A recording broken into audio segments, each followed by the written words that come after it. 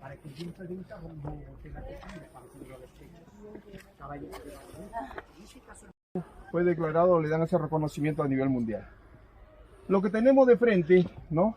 Ven la montaña de fondo, Huayna Picchu, Huayna Joven y Picchu Montaña. Parte de la ciudad, una vista parcial. De primer plano tenemos unas estructuras que tienen unas cubiertas de paja, ¿correcto? Sí. La paja es materia orgánica, tiene un periodo útil de vida, entonces en promedio cada 5 años tienen que cambiarlos o renovarlos, ¿ya?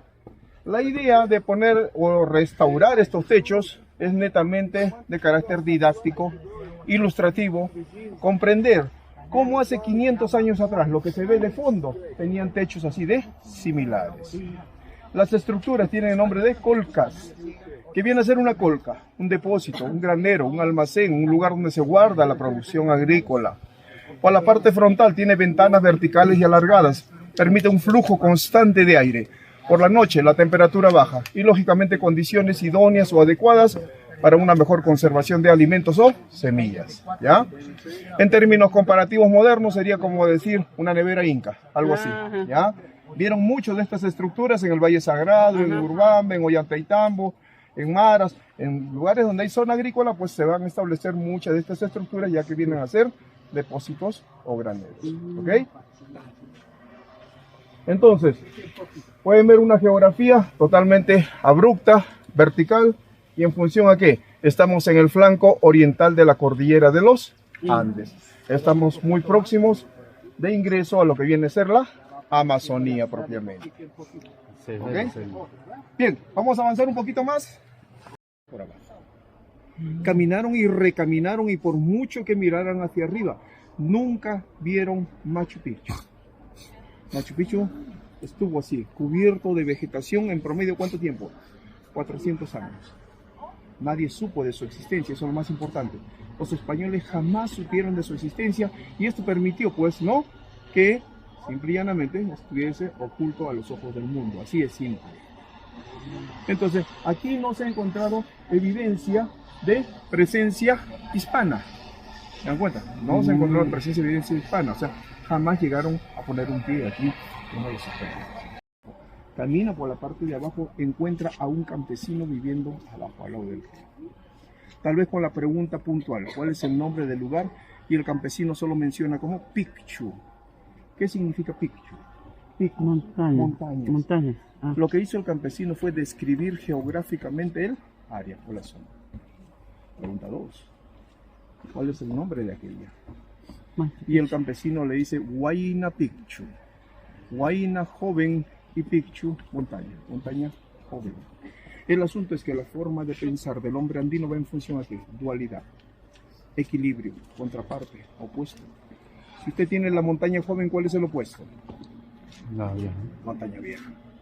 De este otro lado, tengo una montaña más grande aún. Y el campesino le pone de nombre Machu Picchu. Machu, antiguo, viejo, y Picchu, montaña. Montaña vieja. El alemán, pues ni corto ni perezoso, ¿qué es lo que va a hacer? Agarra un papel y va a dibujar el primer mapa. Dibuja el río, dibuja el cañón, dibuja las montañas y le pone nombre tal como indicó el campesino.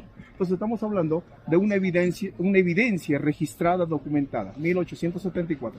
Un mapa en la cual aparecen estos dos nombres, Machu Picchu, Huayna Picchu. Pero al mismo tiempo es una evidencia tácita. No se sabe de la existencia de la ciudad. No está en el mapa. Quiere decir que para aquel año todavía estaba así, cubierta de vegetación totalmente.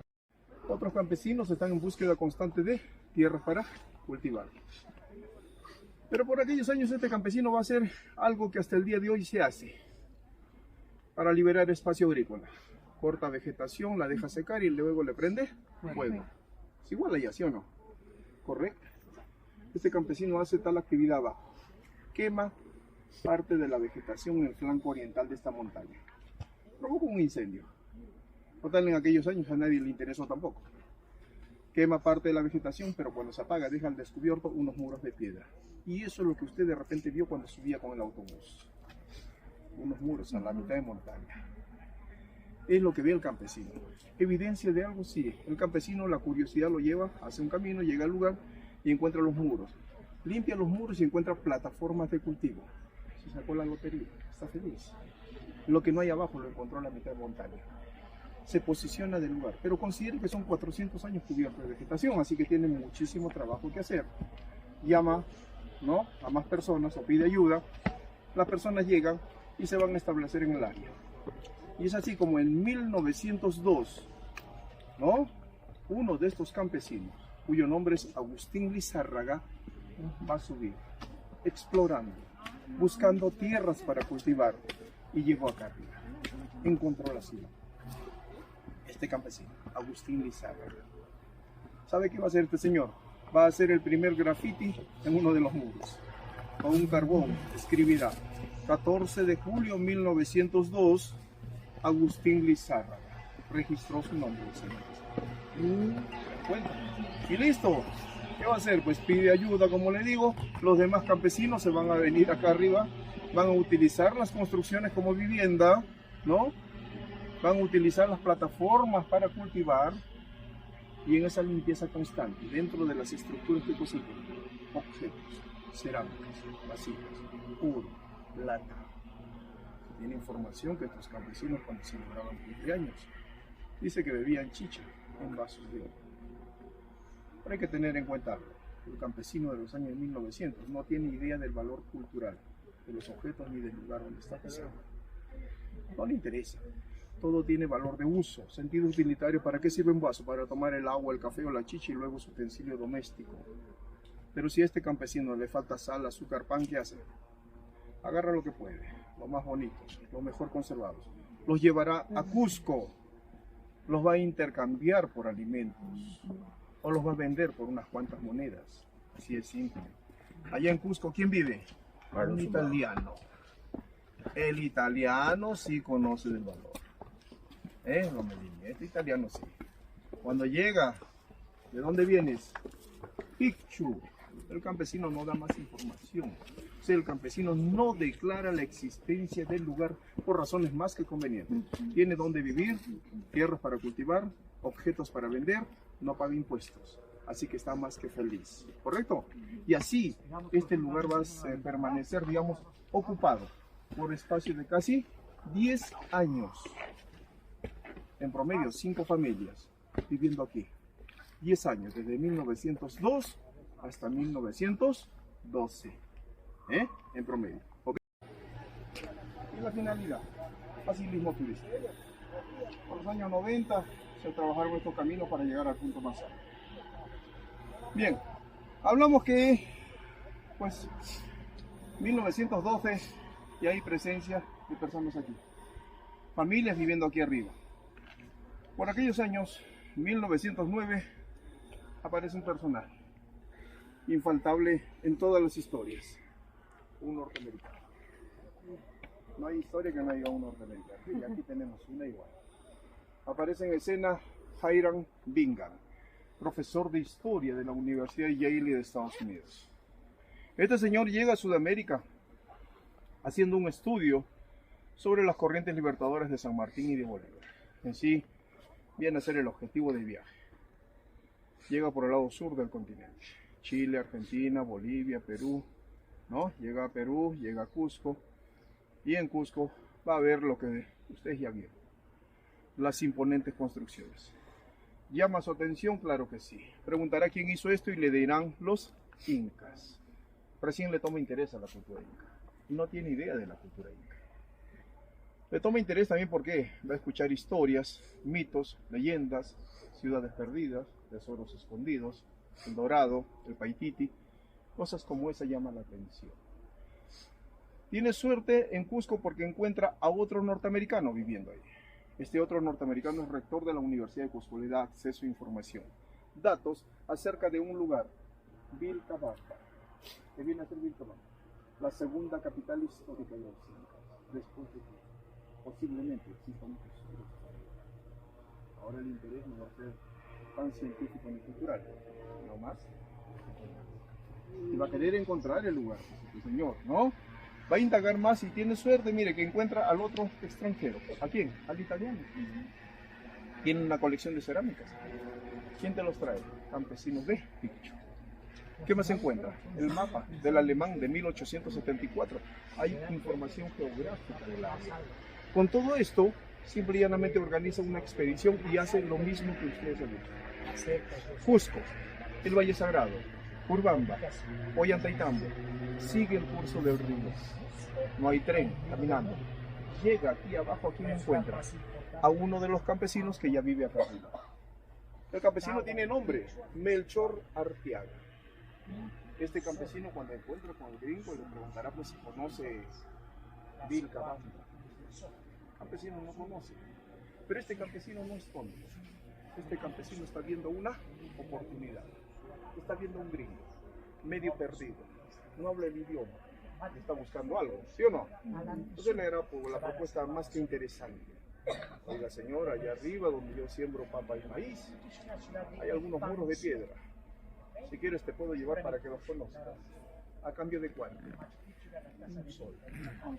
Eso fue lo que costó. Un sol. Usted pagó 2 soles por el baño, ¿no? Irónico, ¿se dan cuenta? Claro que sí. Al día siguiente, un 24 de julio de 1911, muy temprano por la mañana, van a salir desde abajo. El camino ya lo tienen hecho los campesinos, ellos suben constantemente. Así que cerca del mediodía más o menos están aquí, donde nos dejó el autobús, aquí afuera. Ahí 2 familias, Richarte y Álvarez. La segunda familia, Álvarez, tiene un niño de 12 años. Es el niño de esta segunda familia quien lo va a llevar hasta la parte media de la ciudad. Ese era el patio de juego del niño. El niño iba con sus padres a cultivar, así que sabe muy bien el lugar o conoce el lugar, lo lleva al gringo a recorrer. Pero imagínense, pónganse en el contexto. El gringo esté caminando así, lleno de árboles, y dentro de los árboles, construcciones en piedra, y dentro de las construcciones, personas viviendo. Debió haber sido sorprendente para el gringo encontrar personas viviendo acá arriba en medio de la nada. Pero póngase en el otro lado. Este campesino de los años de 1900 jamás en su vida vio a un gringo. Y de pronto ver a un larguirucho de 1,90 m, todo cara pálida, con un trípode y una caja encima, o sea, una cámara de esos antiguos, tomando fotos. ¿Se imagina? ¿No? Debió haber sido un choque cultural tremendo para ambos. Encontrar el lugar y después de eso, preguntar, ¿cuál es el nombre de este lugar? ¿Y saben qué? El campesino le dice, Machu Picchu. Ah, pero el gringo no está buscando Machu Picchu, está buscando Vilcabamba. Así que toma sus fotos, se bajó y continuó su camino. Una escuadra. ¿Ah? No. Como medio etíope. Casi. Las probabilidades son casi.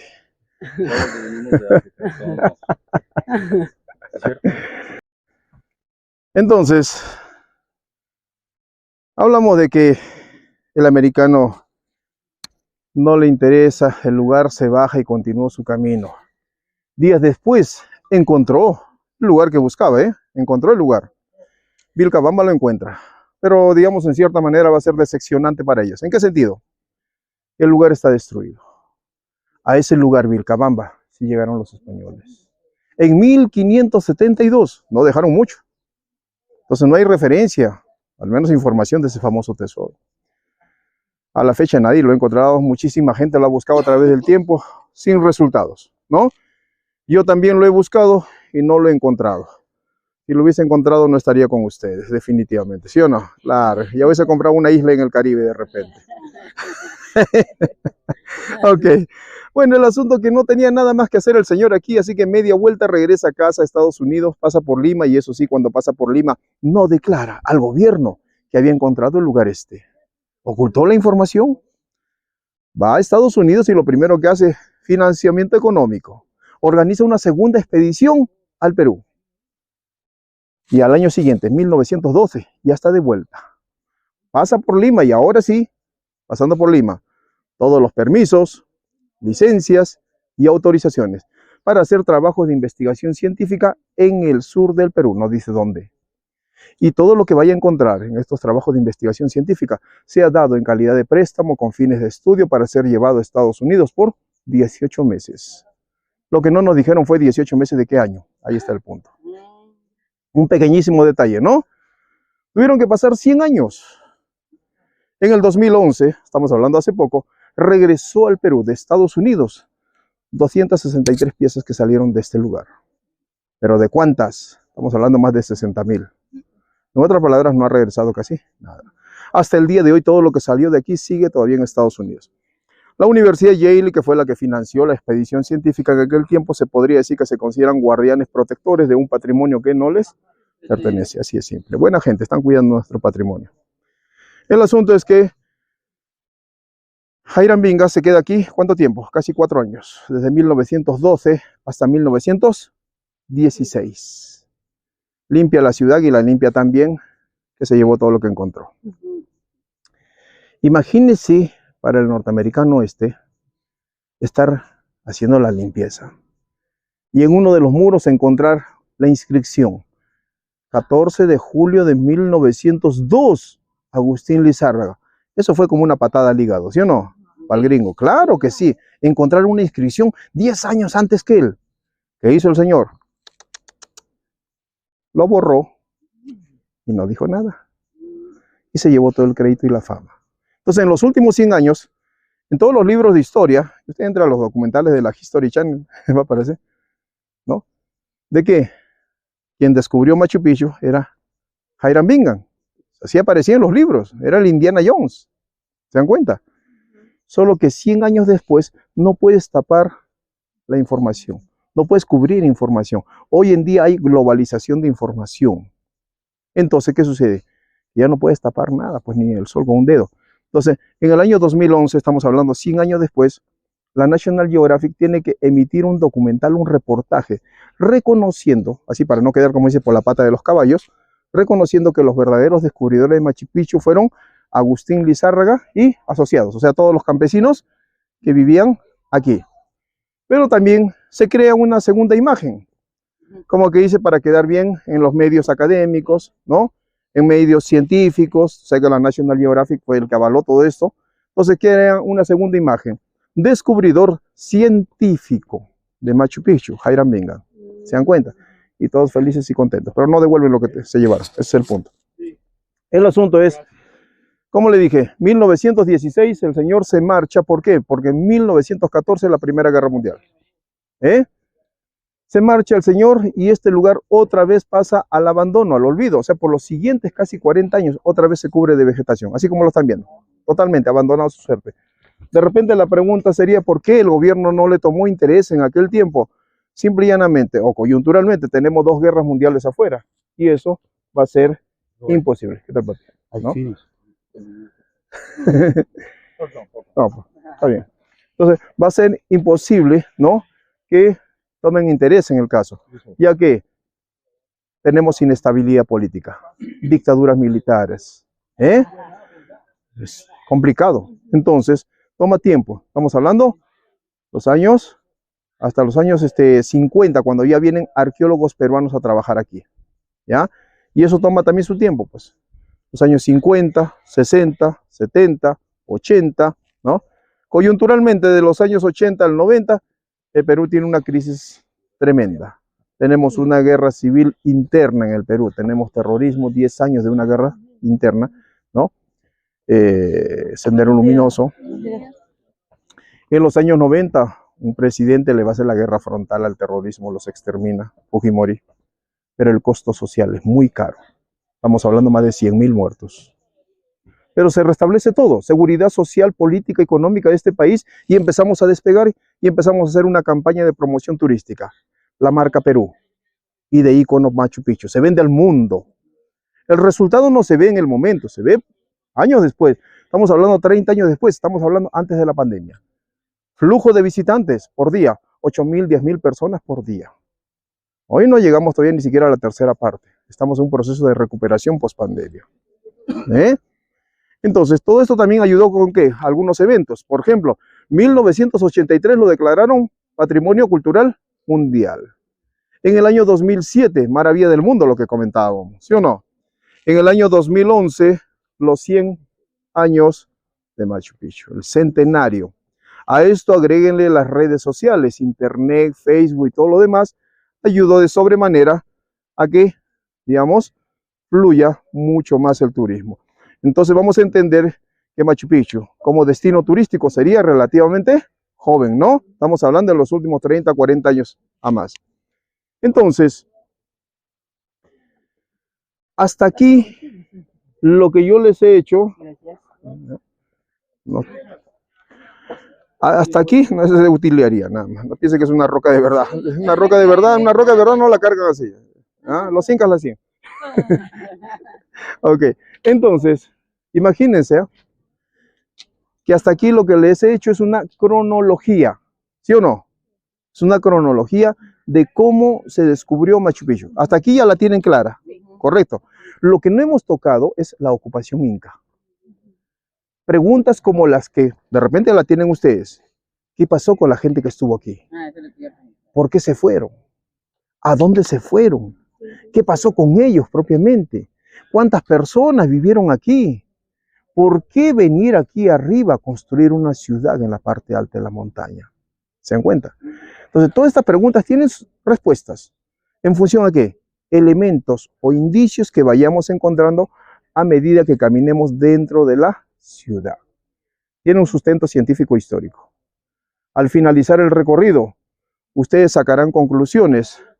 Posiblemente terminen con más dudas que antes. ¿Ah? Pero el asunto es que se van a ir satisfechos de todo. ¿Ok? ¿Hasta aquí alguna pregunta? Original. Venga por aquí, señores.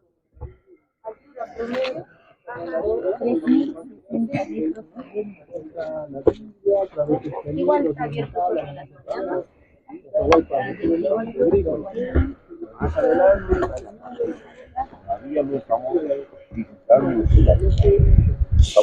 Perdón, una pasadita.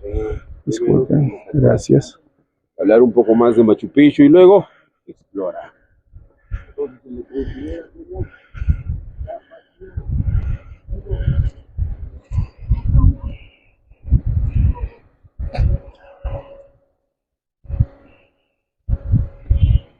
Nos pegamos al lado izquierdo nada más, perdón, al lado a la pared. Nos ponemos de este ladito, por si alguien viene para dejarlo pasar. Y disfrutamos de ese fondo. ¿Qué les parece? Impresionante, ¿no? Claro, más que impresionante.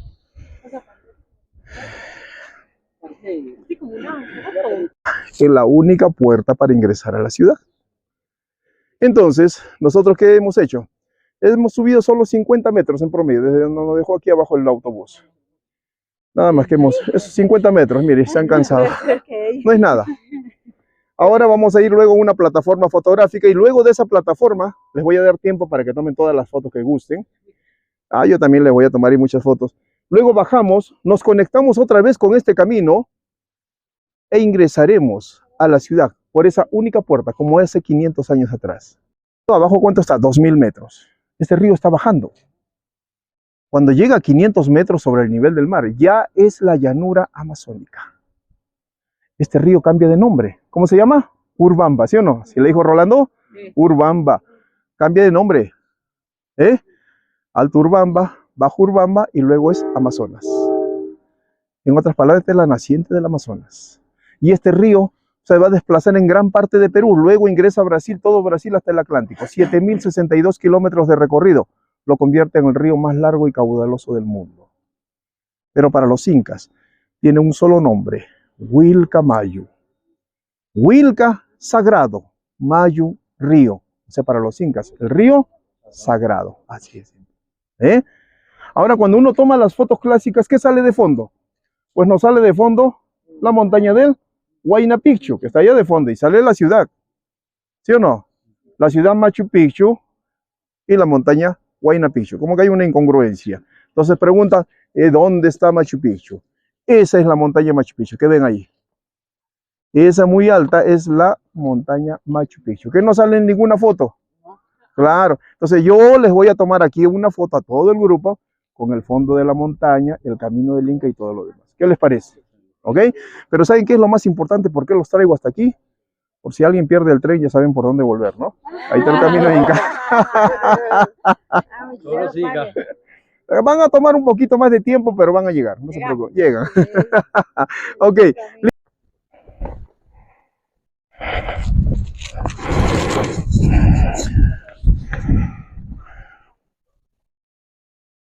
Solo para la foto. Solo para la foto. Entonces, la tripulación siga la foto de Sebastián el 23 de julio decide pasar la noche. Y ese mismo día, Jairam venga pregunta a Melchor Arteaga.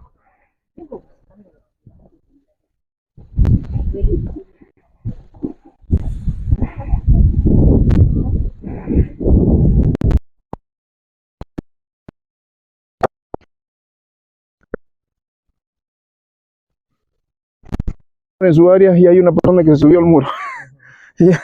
ya le mandan ahí su llamada de atención por no estar atentos. Entonces nosotros como guías es parte de nuestro trabajo, ayudamos en eso, ¿no? Es nuestra oficina de trabajo, como les decía. Vengan por aquí, por favor, vengan de este ladito. Perdón, disculpen, solamente voy a pasar. No, ya sé ya que tú no eres el imperdonable. Vengan por aquí. Miren, bienvenidos a Machu Picchu.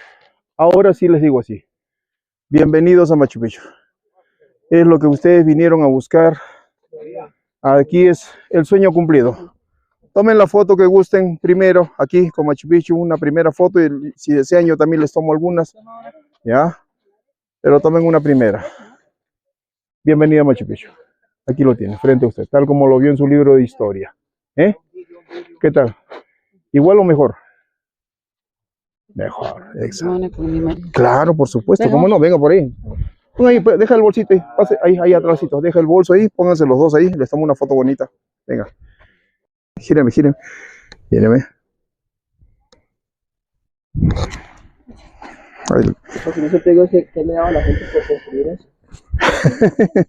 Venga, vamos a avanzar. Vamos a ir a la plataforma fotográfica. Aquí abajo hay una muy amplia y muy buena.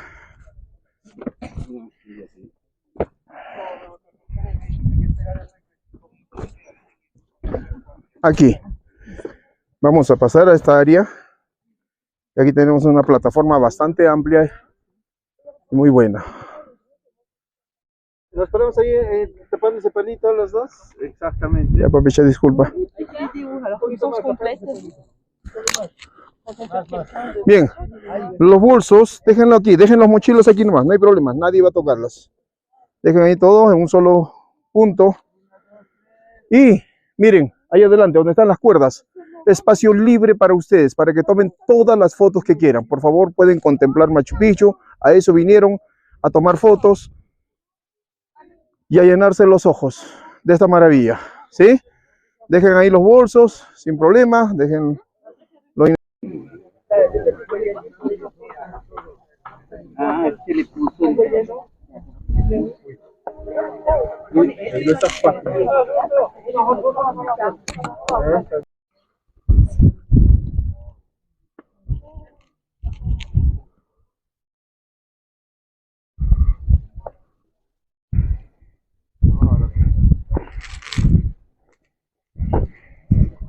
Nunca subes piedras, las bajas.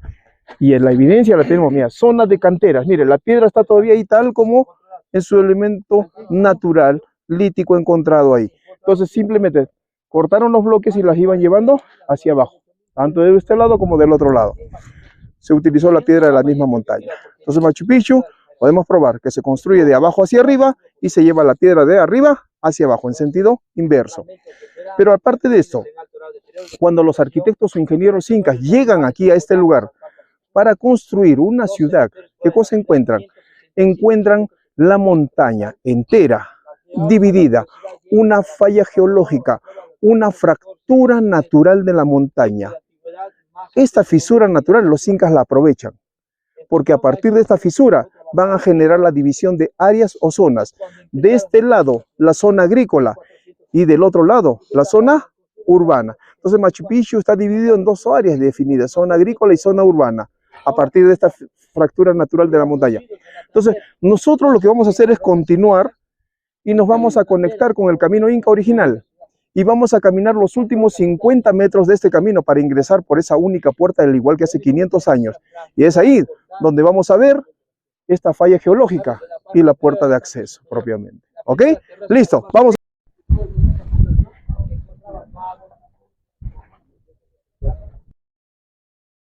En la parte alta, entonces lo que hemos hecho simplemente es dar una vuelta completa con fines fotográficos, llegar a la plataforma más alta, bajar, unirnos otra vez al camino del Inca, y ahora sí vamos a caminar los últimos metros de este camino Inca para ingresar, al igual que hace 500 años, como les decía, por esa única puerta. Venga.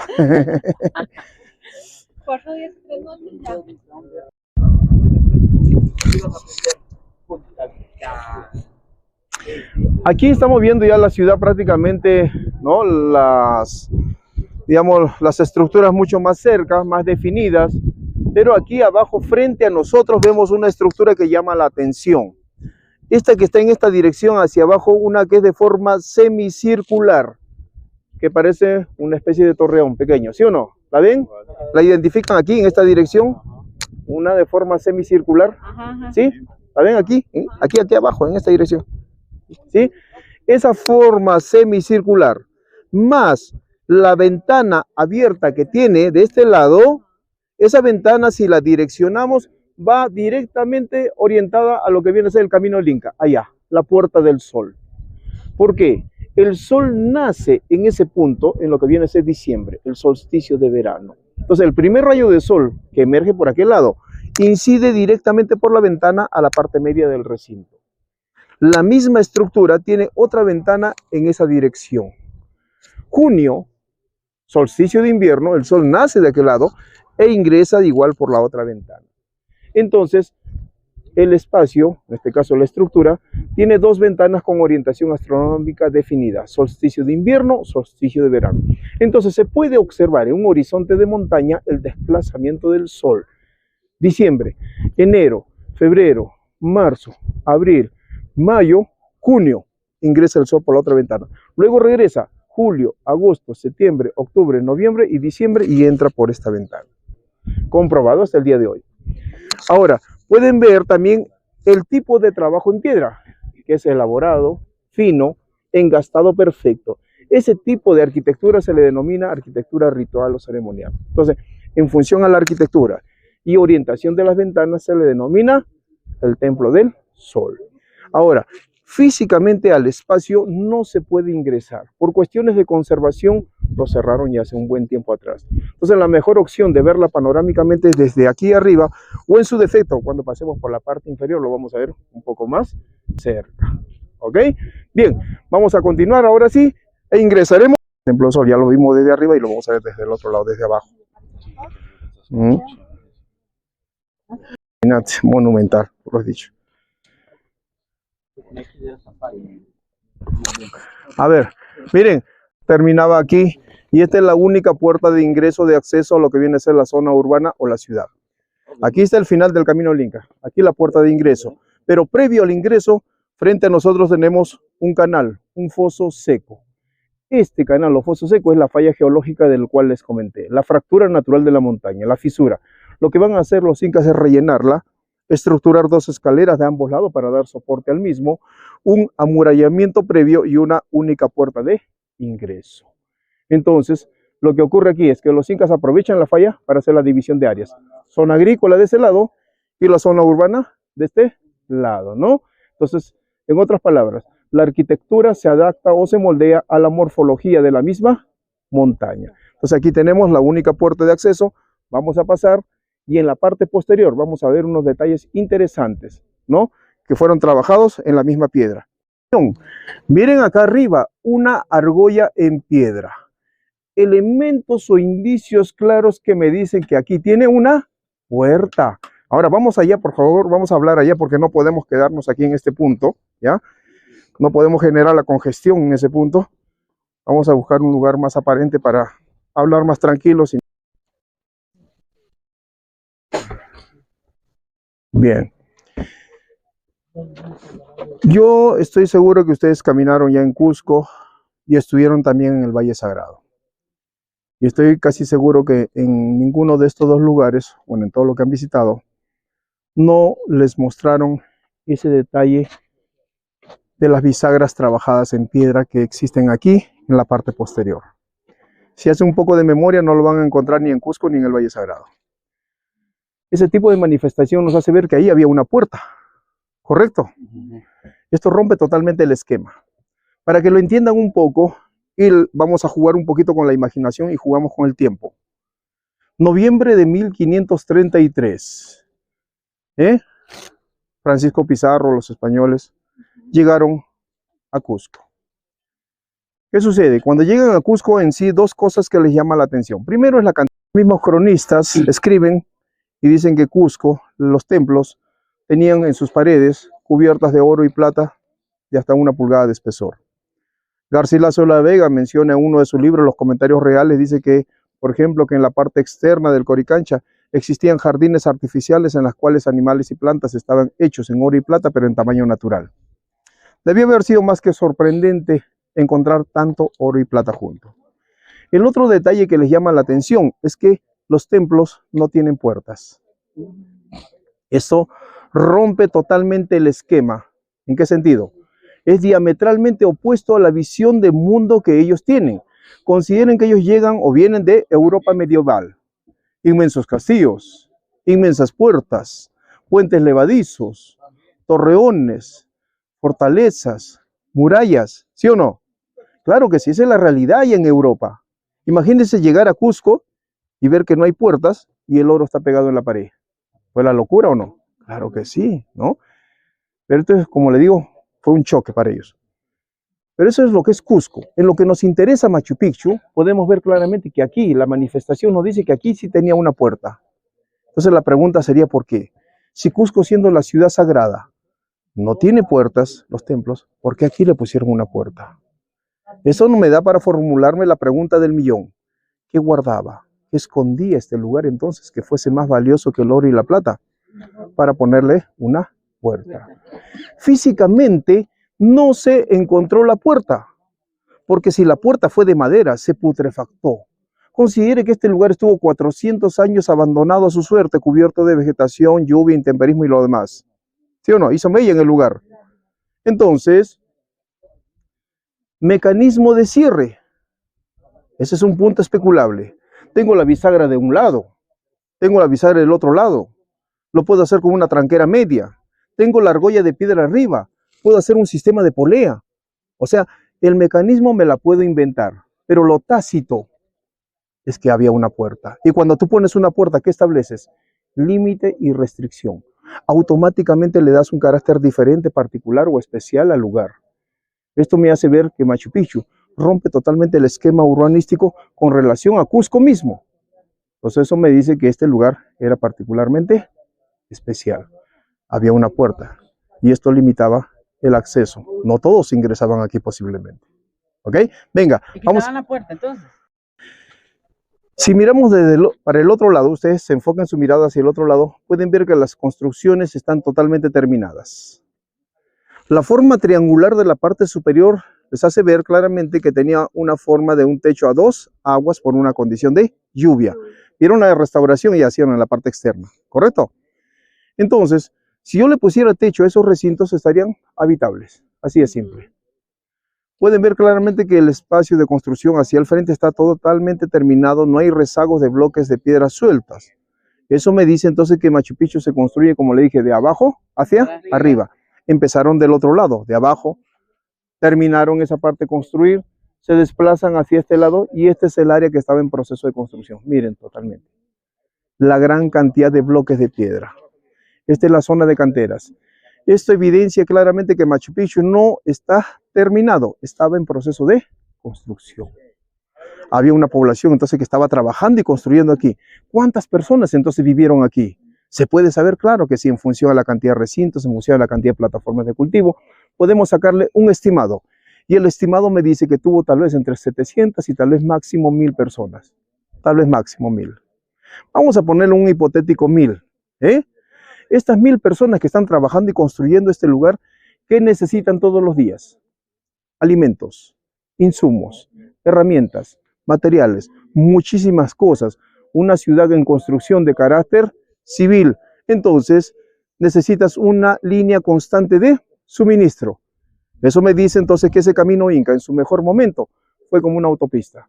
Miles y miles de personas yendo y viniendo, trayendo todo lo que necesita este lugar para seguir construyendo. ¿Correcto? O sea que se movía una población flotante por épocas, temporadas o estaciones para seguir construyendo el lugar. Entonces hablamos de una población fija y una flotante, y que en un momento determinado todos ellos salieron, se fueron y nunca más regresaron. La pregunta, ¿por qué? Imaginemos unas 1000, 2000 personas aquí, y de pronto por ese camino Inca llegase un mensajero con una noticia terrible. Cusco o el Cosco, la ciudad sagrada de los incas, estaba siendo destruida, saqueada, los templos profanados, la gente muere. ¿Quién había llegado? Llegaron los conquistadores, los españoles. Al llegar los españoles, ¿qué empieza? Empieza la guerra. Ya el Estado Inca ya estaba ya en su último momento prácticamente, porque también había una guerra interna entre los dos hermanos Huáscar y Atahualpa. Cuando llegan los españoles aprovechan toda esta coyuntura prácticamente social o política de este Estado Inca y ¿no? Cuando llegan a Cusco, lógicamente empieza la guerra de resistencia al proceso mismo de conquista. Entonces, la gente que está aquí va a tener un gran problema, porque las prioridades cambian. La prioridad ya no está en construir ciudades, tal vez, sino está en defenderse, en la guerra. Esta gente que está aquí, que todavía esta ciudad no es autosubsistente, va a tener problemas de alimentos, insumos, materiales. Entonces la gente va a tener que salir. Lo que no se sabe es si salieron todos, ¿no? De golpe, o salieron gradualmente. Lo que sí es seguro es que el último grupo que sale de aquí va a salir por ese camino Inca. ¿Y sabe qué es lo que va a hacer? Va a cortar el camino Inca. Corta o destruye este camino Inca en parte y se pierde la conexión física a este lugar. Tal vez con la esperanza de volver, pero nunca más volvieron. El resto lo hizo la naturaleza. Los primeros 5 años, lo que va a colapsar primero son los techos. Eran de paja, no duran más de 5 años. Luego los árboles van a crecer y lo van a cubrir por los siguientes 400 años como lo ven hacia el frente. En los años de 1900, este campesino buscando tierras para cultivar de manera casual lo encuentra. 1913, el norteamericano Hiram Bingham lo publica en un magazine, una revista de la National Geographic allá en Estados Unidos, en círculos académicos, ¿no? Una fotografía y un título: Machu Picchu, la ciudad perdida de los incas. La pregunta puntual sería, ¿usted cree que a los incas se le perdió la ciudad? Lo mantuvieron escondido, oculto. Es por eso que los españoles jamás llegaron aquí. La gente que estuvo aquí salió y se fue. ¿Usted cree que a dónde se va? ¿Irían a morir a Cusco? Recuerde que son obreros, constructores, no son soldados. Sálvese quien pueda. Instinto de conservación. Y no solo de aquí, de muchos otros lugares. Ustedes han visitado también el Valle Sagrado, ¿sí o no? Muchos lugares. Urbamba, Pisac, Chincheros, Maras, Moray, o sea, Ollantaytambo. Gente de muchos lugares al empezar la guerra van a empezar a huir, escapar. ¿Dónde se va a ir a refugiar? Considere que el lugar más seguro en aquel tiempo es un lugar del cual yo hablé, Vilcabamba. ¿Recuerdan? Vilcabamba está 5 días de camino de aquí, estamos a la Amazonía. Vilcabamba va a ser el punto de refugio. Vilcabamba va a ser el lugar donde se van a parapetar, se van a esconder, y desde este lugar le van a hacer la guerra a los españoles. Una guerra de resistencia. ¿Cuánto tiempo? 40 años. 40 años de guerra. No fue tan fácil, no se la dieron así de regalo. Pero ¿saben qué? Es una guerra de desgaste. ¿Por qué? Los españoles son más y más. Siguen llegando por la zona de Panamá. Siguen ingresando por la zona de Veracruz en México. Los indígenas, menos. Gripe, sarampión, viruela, cólera, sífilis. Enfermedades que diezmaron a la población indígena. En 1572, o sea, 40 años después, por fin los españoles llegaron a Vilcabamba. Se destruye el lugar. La población que se refugió, que se escondió en ese lugar, todos van a ser asimilados a la conquista. Y ahí viene el segundo proceso, evangelización. bautismo y confesión. Y en la confesión los sacerdotes obligaban a los indígenas a tener que mencionar dónde había lugares o templos incas. ¿Dónde había qué? Dónde habían lugares o templos incas. El asunto es, si se bautizó y evangelizó a todos, entonces ¿por qué nadie se habló de este lugar? Ni por confesión. Considere que la Santa Inquisición era persuasiva, te hacía hablar hasta de lo que no quisieras. ¿Correcto? Claro que sí. Entonces, el asunto es, nadie dijo nada de este lugar. Nadie se habló nada, ni por confesión. Si lo consideraban sagrado, prefirieron morir, tal vez a revelar la posición del mismo. Y acá hay algo más interesante. La cultura inca es una cultura ágrafa. No hay escritura científicamente probada. Al no haber escritura, quiere decir que el proceso de información, ¿cómo va? De forma oral, verbal, generacional, de padres a hijos. Si los padres vivieron o trabajaron aquí, jamás dieron información de la existencia de este lugar, ni siquiera a sus propios hijos. Los hijos crecen sin saber que existe. Y los padres se van a la tumba con el secreto. Por eso que se pierde ese nexo generacional de información. Se pierde en el tiempo. Se borra de la memoria colectiva.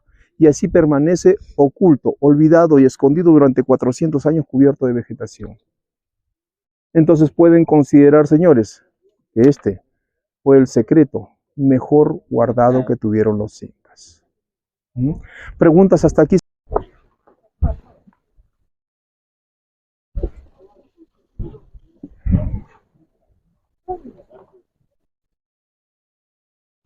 Gran cantidad de bloques de piedra y lo vimos desde arriba, ¿sí o no? Esto viene a ser rezagos de cómo primigeniamente estuvo prácticamente la montaña. Si jugamos un poquito nada más con la imaginación, 500 años atrás, la montaña, cuando vienen los incas buscando un lugar donde construir una ciudad o un emplazamiento, debieron haberlo encontrado lleno de árboles, como los haría al frente, ¿sí o no? Cortaron la vegetación y debajo de la vegetación, piedra en gran cantidad. Ahí están los rezagos, está tal cual. Pero ¿saben qué? Había que buscar algo más importante que la piedra para construir un lugar aquí arriba. Y ese algo más importante es agua. Sin agua no hay vida. Ninguna sociedad ha existido sin una fuente de agua. Considere que el río está 400 metros abajo, o sea, no había motobombas para mandar el agua acá arriba, ¿sí o no? Entonces debieron haber buscado primero agua. Ese fue el recurso básico para ellos. Entonces, encontraron el agua en la base de la montaña Machu Picchu que está de ese lado. En la base de la montaña encontraron 3 manantiales de agua, 3 ojos de agua. Los canalizaron hasta aquí, 750 metros de canal y construyeron 16 fuentes de agua.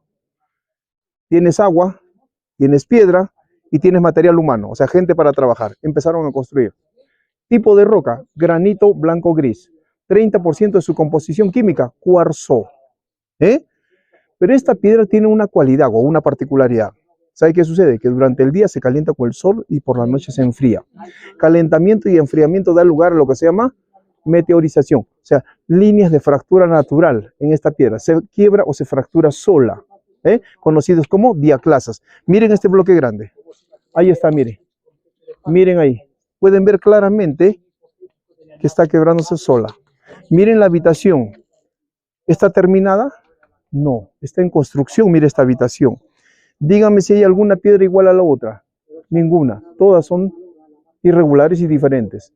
Eso me dice claramente que la piedra se estaba fracturando de aquí y se iba poniendo. Fracturando y poniendo. Quebrando y poniendo. Quebrando y poniendo. Estaban construyendo. ¿Herramientas se encontraron? Sí. Martillos, percutores, cinceles, hematita, magnetita y bronce. Técnica. Miren al frente. Agujeros en la piedra. Se le pone cuñas de madera, se le echa agua a la madera se hincha o se expande, ¿no? Y fractura la piedra. Esta es una técnica muy conocida, en Egipto también se utilizó la misma técnica y en muchas otras culturas. Entonces, vamos a entender que tenían la técnica, tenían las herramientas, tenían el material humano, tenían el recurso de agua, tenían todo. ¿Sí? Tener el sol. Es lo más importante. Pero ¿sabe cuál es el recurso que abundaba para ellos y que no era un factor limitante? Era tiempo. Tenían todo el tiempo del mundo. Claro que sí. No había Facebook, no había Instagram, no había YouTube, nada de esas cosas. ¿Sí o no? Nada. O sea, la pasaban picando piedra de la mañana a la noche. Así de simple. ¿Correcto? Entonces, ¿cuántos años se puede decir que se demoró en construir Machu Picchu? Hay una manera de saberlo, desde la manera científica, ¿eh? Carbono 14 te establece datación, y la datación me dice que Machu Picchu se empezó a construir posiblemente entre los años de 1400 a 1450. Se empezó a construir. ¿Cuándo se abandona? Eso es lo que no se sabe, pero tengo el dato referencial. 1533 llegaron los españoles a Cusco, y luego que llegan empieza la guerra, y posterior al inicio de esta guerra, en algún momento este lugar va a ser abandonado. Eso me da el rango de tiempo, ¿cuánto? 120, 130 años en promedio, de construcción y de ocupación, pero no está terminado, estaba en proceso. Usted lo está viendo con sus propios ojos. ¿Correcto? ¿Lo que usaban para unir las piedras? ¿Perdón? ¿Lo que usaban para unir las piedras? Es una especie de mortero o argamasa, arcilla, tierra y arenisca, ¿no? Ahora en muchos casos ya hoy en día se le ha hecho un tratamiento. Todo este piso, lo que vemos ahí, todo esto es un tratamiento moderno. O sea, el piso original todavía está más abajo, ¿ya? Es un tratamiento de arcilla, justamente para proteger y evitar el desgaste, considerando que tenemos miles y miles de personas caminando. Involuntariamente te llevarías tierra en los zapatos, ¿correcto? Por eso que has visto que hay muchas de esas cuadrículas, esas rejillas. Eso es para proteger, ¿no? Para evitar el desgaste, y segundo, limpia los zapatos.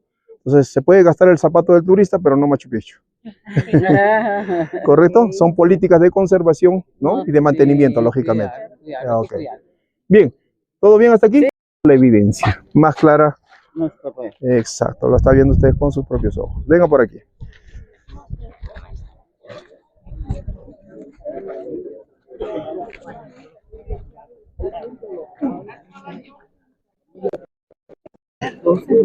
No es muy grande, es un pequeño espacio abierto, ¿no? Tiene dos estructuras que sí llaman la atención por el acabado que tienen. Esta de aquí, el acabado es más perfecto, más elaborado, más fino. Es similar a lo que han visto ustedes en Cusco, ¿correcto? Arquitectura de carácter ritual o ceremonial. Sí, es un desplazamiento. Hoy los explico. ¿Ya? Esperen un segundo. Ahora, esta estructura entonces es un templo y este de acá es otro. La diferencia está en que cada uno tiene una orientación diferente. La orientación de este está en función a lo que viene a ser la montaña Machu Picchu. ¿Por qué? Porque de allá viene algo que es importante para la vida. Agua. ¿Sí o no? El agua se trajo hasta aquí. El agua se complementa con la tierra. Agua más tierra, ¿qué te da? Vida, frutos, alimentos. La tierra es la Pachamama, elemento femenino, la madre tierra. El agua, elemento masculino. La esencia de la religión inca va basada en un principio: dualidad, unidad y lucha de contrarios, equilibrio perfecto. Pero esa dualidad también está enmarcada en tres niveles o tres mundos: mundo de arriba, mundo medio, mundo de abajo. Tres, que también lo debieron haber visto ustedes en muchos lugares en lo que visitaron el Valle Sagrado, inclusive en Ollantaytambo, en el Templo del Sol. Tienen el signo escalonado, trabajado en piedra en el Templo del Sol en Ollantaytambo. Tres, que se repite aquí mismo, miren.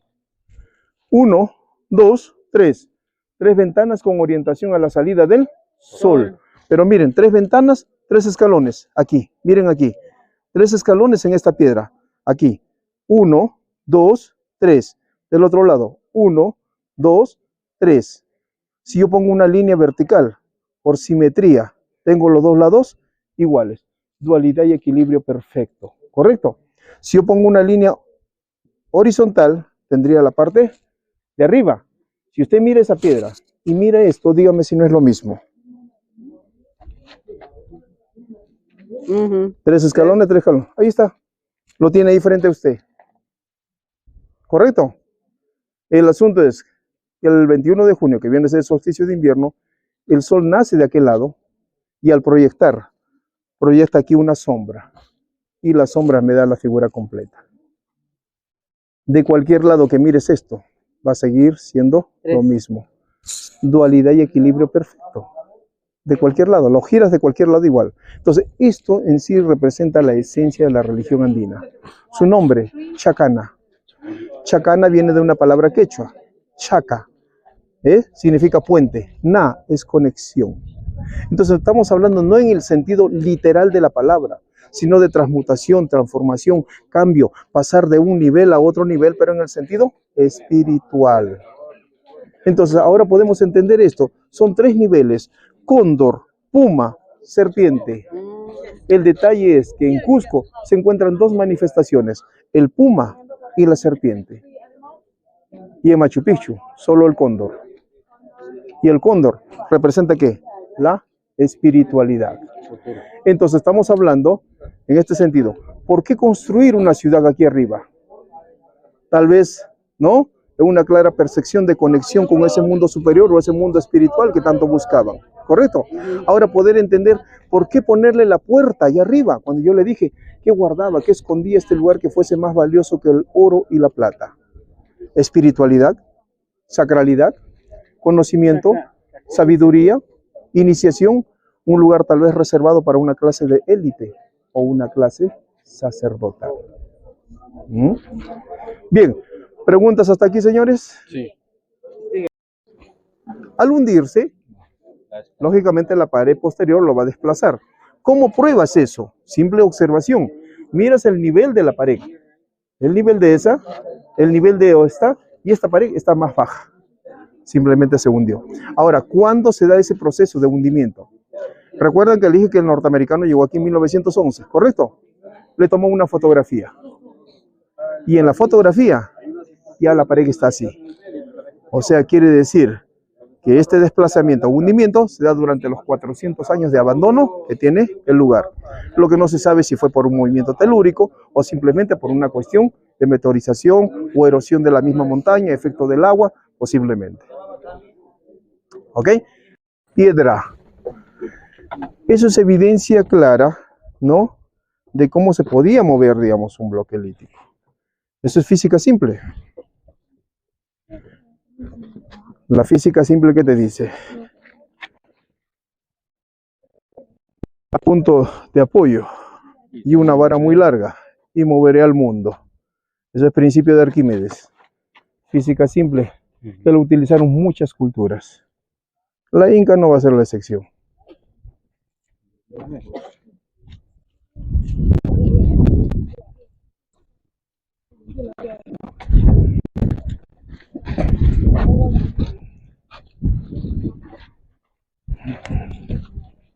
Sin duda una maravilla. Bien.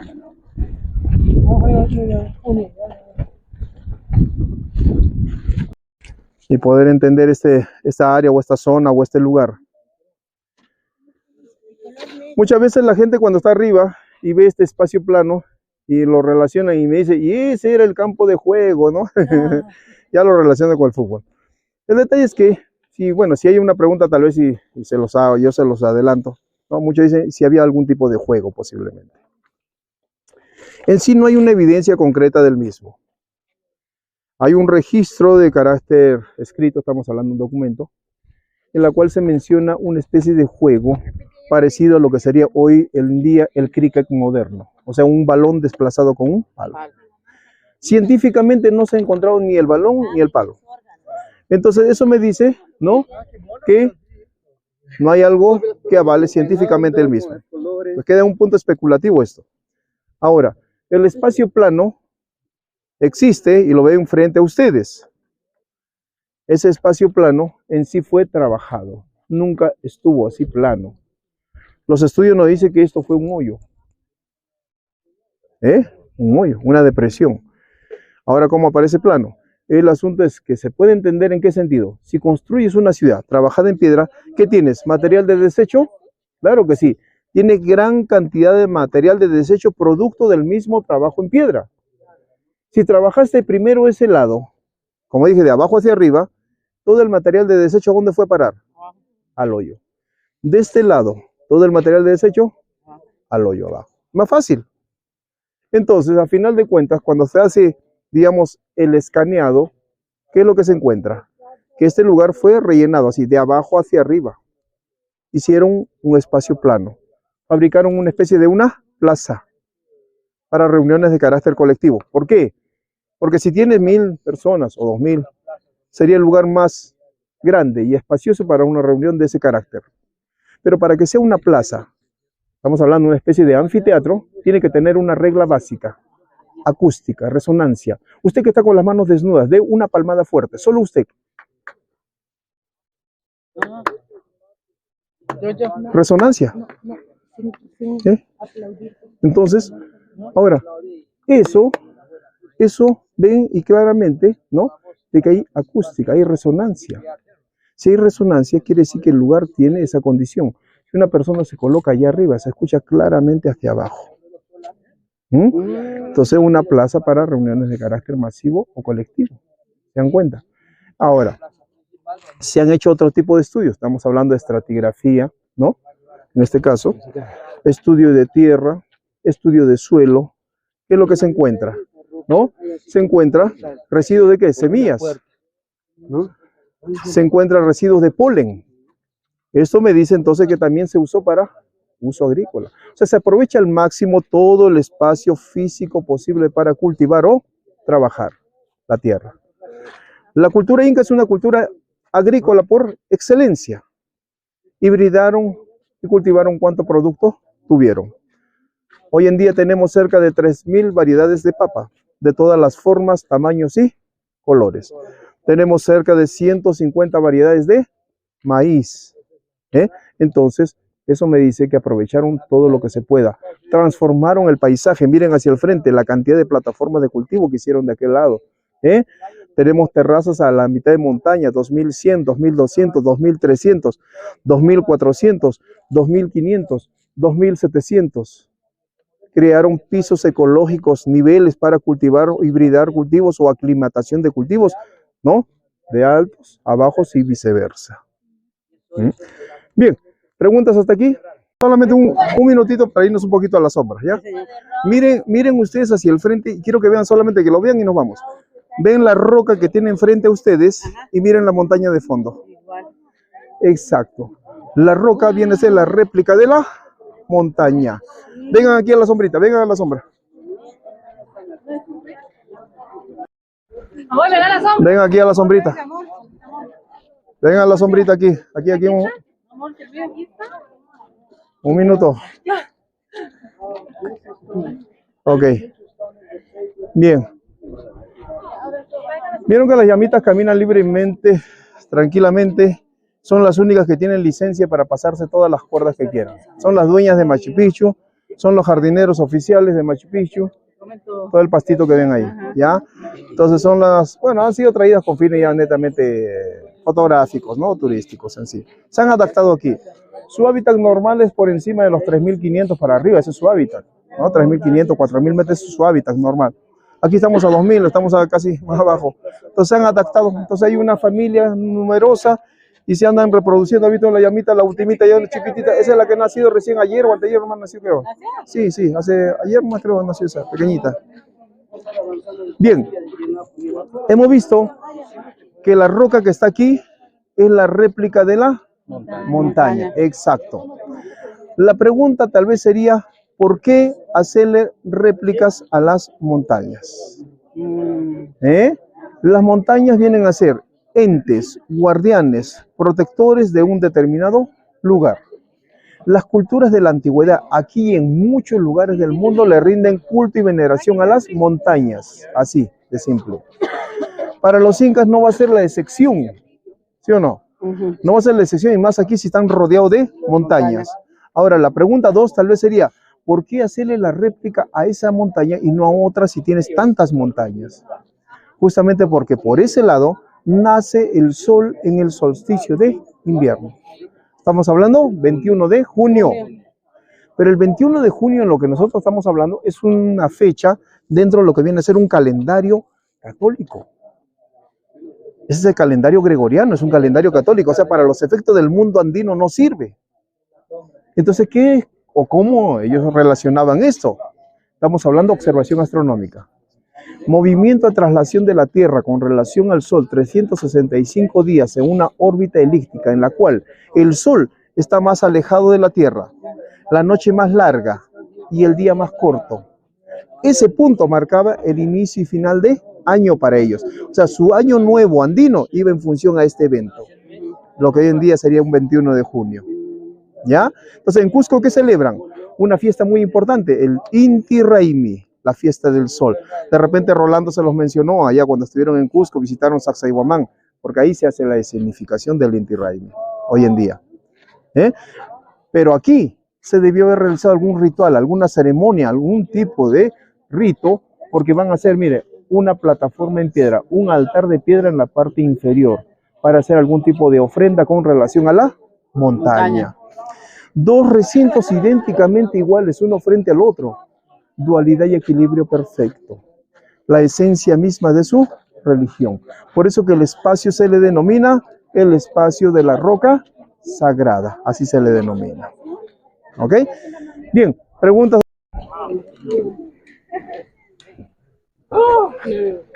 Para subir a Huayna hay que pagar distinto con... Sí, tiene un precio adicional.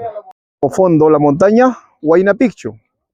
La parte alta, 2.700 metros. Arriba hay construcciones, hay recintos, terrazas de contención. Entonces también estaban allí trabajando, estaban cortando la misma montaña con la misma piedra, estaban construyendo. Hay un camino de escaleras que va hasta arriba, casi en vertical. Se ingresa por este punto, ¿no? Los últimos 50 metros de ese camino o de escaleras son así de angosto y solo entra medio zapato. O sea, hay una condición inherente de peligro, porque tienes el vacío. Entonces la persona que va a ingresar, ¿qué sucede? Asume la responsabilidad del mismo.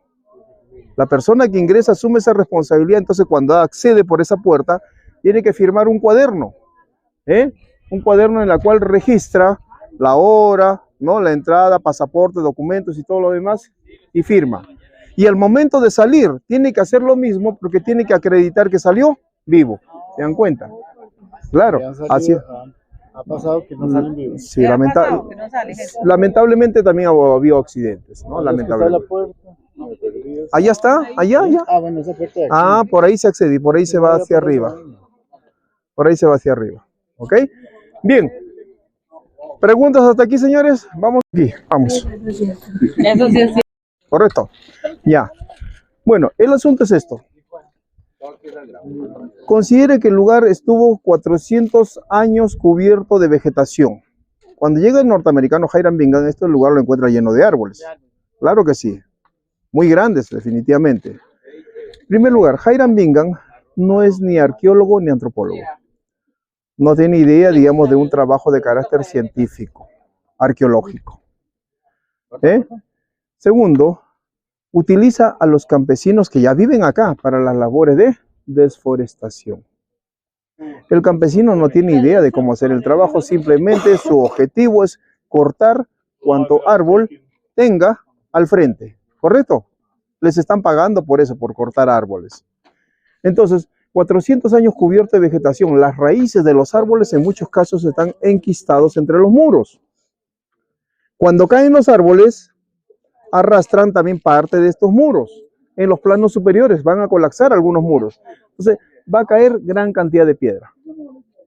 Recuerde que el lugar va a ser abandonado, ¿cuánto tiempo? Casi 40 años, desde 1916 hasta los años 50. Cuando llegan, ya en los años 50, los arqueólogos peruanos, ¿qué encuentran? Gran cantidad de piedra diseminada. Lo que van a hacer es recogerlo y acumularlo, como lo han visto. ¿Con qué intención? Reconstrucción, restauración. Pero en 1983 la UNESCO lo declara Patrimonio Cultural Mundial. Una de las reglas de la UNESCO, no restauraciones, no reconstrucciones. O sea, la piedra no se puede tocar, quedó tal como la han visto ahí acumulada. Entonces, en todo lo que hemos caminado hasta el momento, Machu Picchu, ¿no? Está en un 70-80% totalmente original, no se ha restaurado, no se ha reconstruido. ¿Ya? Hay muy poca intervención aquí. Entonces, esto fue como viajar en el tiempo. Hemos retrocedido 500 años para encontrar una ciudad inca en su contexto original. Toda esta área que vamos a pasar, porque la vamos a pasar nada más, es lo que vimos desde el otro lado. Arriba. Vimos las construcciones muy bonitas, de forma triangular, ¿no? Y todo lo demás. Este es el área donde vivía o albergaba al mayor volumen de personas. Este es el área donde se realizaba todas las actividades diarias, se puede decir, de su modus vivendi. Dormían, cocinaban y trabajaban. Se han hecho investigaciones modernas, sí, en los últimos 50 años, ¿no? ¿Qué se ha encontrado? Pues restos utilitarios, utensilios de trabajo, utensilios domésticos, cerámica rota, arcilla, señales de fuego. Entonces, eso nos hace ver que eran áreas de ocupación mayoritaria. Entonces vamos a encontrar construcciones grandes, pequeños, medianos, de un nivel, de 2 niveles, que vienen a ser de carácter multifuncional o multifamiliar. O era lugar de trabajo o lugar de vivienda. ¿Ok? Bien, ¿preguntas hasta aquí? Siéntese, siéntese. Entonces estamos hablando de que estando allá arriba, ¿no? Le dije que era la zona agrícola. Pero estando arriba, por una cuestión de perspectiva, no la ves. Ahora estando al frente, mire, ves en total magnitud la zona agrícola. Y es bastante amplia y grande. Entonces Machu Picchu abarca casi unas 10 hectáreas de terreno, ¿eh?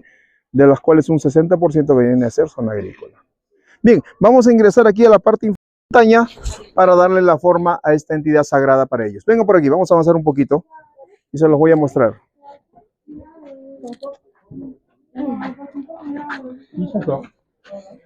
Ya. Miren aquí la piedra que tienen frente a ustedes, aquí la piedra plana que está en la parte inferior. Miren aquí, estoy apuntando, mire, acá tengo la cabeza, mire. Justo aquí abajo, mire, estoy apuntando con el láser. Aquí abajo. Ahí, mire, la cabeza. Tengo el ojo de un lado, el ojo del otro lado. Este es el pico curvo. La piedra que está adelante viene a ser la gola, el collar de plumas blancas que tiene un cóndor adulto macho. La piedra plana viene a ser el cuerpo. Y estas piedras grandes, mire, de ambos lados, las alas. Ay, ¿Se da cuenta? maravilla. Entonces, cuando uno se agacha y la ve desde aquí, viéndolo de ahí de adelante, tienes la condición o la proyección del cóndor en posición de levantar vuelo. ¿Ah? Entonces, lo que hacen es aprovechar el afloramiento rocoso natural de la misma montaña para darle la forma a esta entidad sagrada para ellos. ¿Qué representa el cóndor? La conexión entre este mundo real y el mundo superior, el mundo espiritual propiamente. En la parte inferior, allá se ve una gruta al fondo. Ahí se encontraron huesos de llamas, alpacas, animales que fueron sacrificados, ofrendados, dados como alimento al cóndor, pero de manera simbólica. Ok, vamos, continuemos. 750 metros de canal y construyen 16 fuentes de agua. Aquí las tenemos. Las 16 fuentes de agua están bajando desde la parte superior de manera escalonada, de manera de gradientes que permite una constante reoxigenación del agua. Los ductos o canales están trabajados en la misma piedra. Miren, viene de arriba y sigue discurriendo hacia la parte inferior. Como le dije, el agua es limpia, pura, pero es un agua dura. No es un agua tratada, no es potable. Ahí está. La gente que vive aquí no tendría problema en tomarlo, estamos adaptados. Como les decía, si usted la toma, le va a dar, ya sabe, la venganza.